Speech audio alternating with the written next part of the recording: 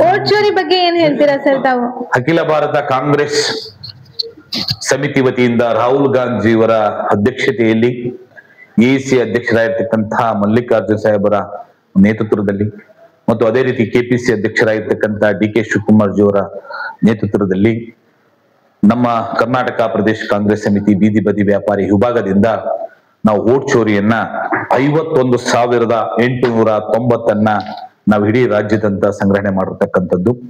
ಹೆಚ್ಚು ಸಂಖ್ಯೆಯಲ್ಲಿ ನಮ್ಮ ಬೆಂಗಳೂರು ಜಿಲ್ಲಾಧ್ಯಕ್ಷರುಗಳು ಮತ್ತು ಜಿಲ್ಲಾಧ್ಯಕ್ಷರು, ಬ್ಲಾಕ್ ಅಧ್ಯಕ್ಷರು, ಮಹಿಳಾ ಜಿಲ್ಲಾಧ್ಯಕ್ಷರು ಮತ್ತು ಬ್ಲಾಕ್ ಅಧ್ಯಕ್ಷರು, ಸಮಿತಿ ಪದಾಧಿಕಾರಿಗಳು ವೋಟ್ ಚೋರಿ ಲಿಸ್ಟ್ ಅನ್ನ ಕೊಟ್ಟಿರ್ತಕ್ಕಂಥದ್ದು.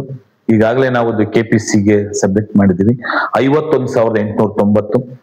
ಅದೇ ನಮ್ಮ ಡಿಸೆಂಬರ್ 14ನೇ ತಾರೀಕರಂದು ನಮ್ಮ ರಾಹುಲ್ ಗಾಂಧೀಜಿಯವರ ಅಧ್ಯಕ್ಷತೆಯಲ್ಲಿ ಅಲ್ಲಿ ಒಂದು ಹೋರಾಟವನ್ನ ವೋಟ್ ಚೋರಿ ಬಗ್ಗೆ ಹಮ್ಮಿಕೊಂಡಿರ್ತಕ್ಕಂಥದ್ದು.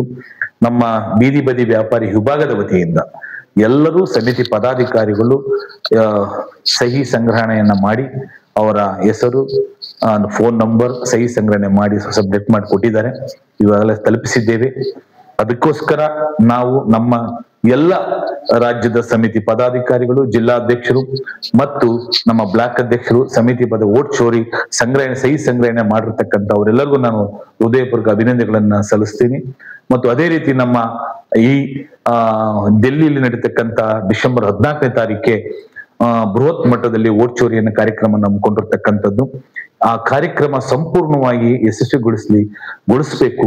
ನಾವೆಲ್ಲ ಆ ವೋಟ್ ಚೋರಿಗೆ ಪಾಲ್ಗೊಳ್ತಾ ಇದೀವಿ ಅಂತ ಹೇಳಿ ನಾನು ಈ ನಿಮ್ಮ ವಾಯ್ಸ್ ಆಫ್ ಬೆಂಗಳೂರು ಮುಖಾಂತರವಾಗಿ ನಿಮ್ಮ ಚಾನಲ್ಗೆ ನಾನು ತಿಳಿಸ್ತಾ ಇದ್ದೀನಿ. ಎಲ್ಲರೂ ಬನ್ನಿ, ವೋಟ್ ಚೋರಿಯನ್ನ ಕರೆತನ್ನಿ, ಕಾರ್ಯಕ್ರಮವನ್ನ ಯಶಸ್ವಿಗೊಳಿಸಿ ಅಂತ ಹೇಳಿ ನಾವು ಡೆಲ್ಲಿಗೆ ಭಾಗಿಯಾಗೋಣ.